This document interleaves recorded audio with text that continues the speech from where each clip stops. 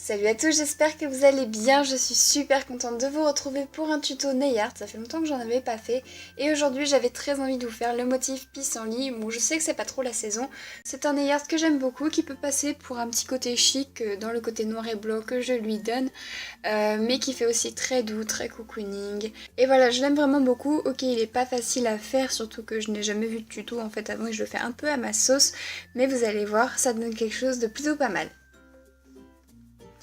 Donc comme pour tous mes nail art, je commence tout simplement par appliquer ma base qui va permettre de protéger mes ongles des pigments du vernis. Ensuite j'applique ma première couche de vernis, donc en couche très fine, et j'ai pris une couleur un peu dans les tons taupe, lin, dans les tons marron rosé, vraiment quelque chose de très doux qui est un peu cocooning comme je l'ai dit au début.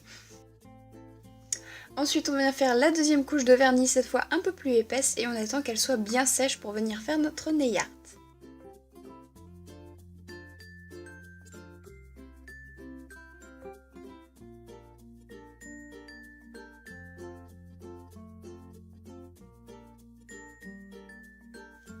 Alors pour le nail art, je vais tout simplement prendre du vernis noir que je vais déposer sur une petite feuille d'aluminium, ça va servir à faire la petite palette.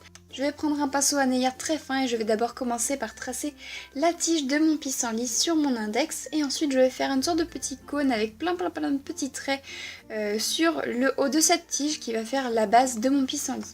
Ensuite sur mes autres doigts je vais venir faire en fait des petits traits qui vont être les petits bouts de pissenlit, vous savez, qui s'envolent quand on souffle dessus.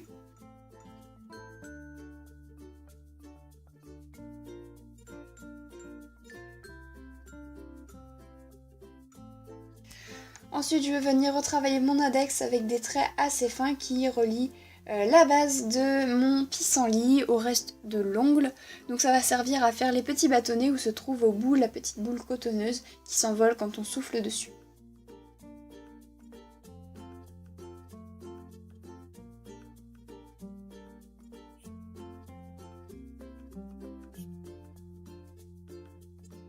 Ensuite sur mon pouce, je vais en fait dessiner le cœur d'un pissenlit, enfin une petite partie d'un pissenlit. Je vais en fait tout simplement commencer à dessiner le cône qu'on a fait en bas sur l'index, sur le coin de mon pouce, et après je vais refaire tous ces petits traits qui partent de la base jusqu'au reste de l'ongle, qui permettent toujours de faire mes tiges de pissenlit.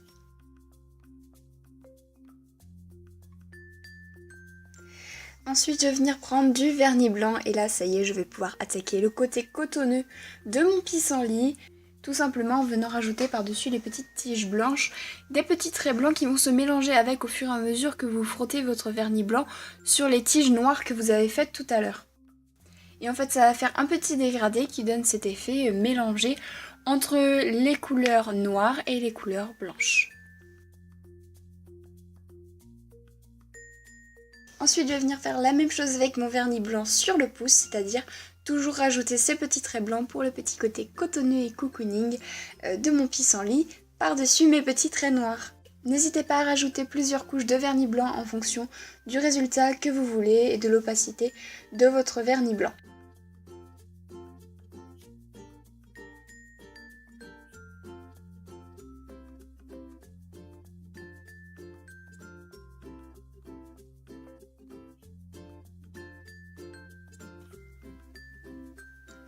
Ensuite je vais reprendre mon vernis noir parce qu'en fait je me suis rendu compte que ça me plaisait pas tant que ça ce que j'avais fait sur mes autres doigts. Et je vais rajouter 3 petites cornes aux traits que j'avais fait sur mon majeur, mon annulaire et mon auriculaire.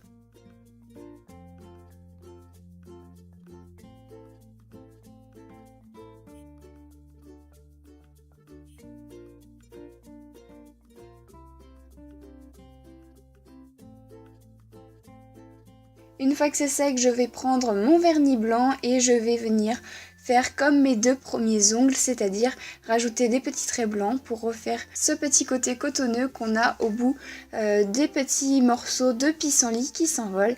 Et là, comme sur les autres ongles, n'hésitez pas à travailler jusqu'à ce que les couleurs se mélangent et jusqu'à ce que vous obtenez le dégradé qu'on a sur les autres ongles.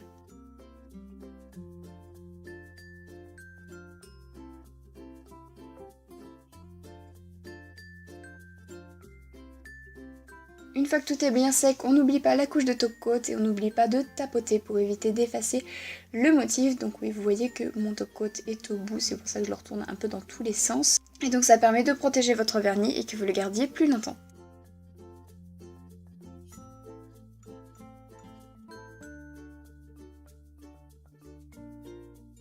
Et donc voilà, ce nail art est terminé, j'espère qu'il vous plaît, moi en tout cas je l'adore, je le trouve super mignon.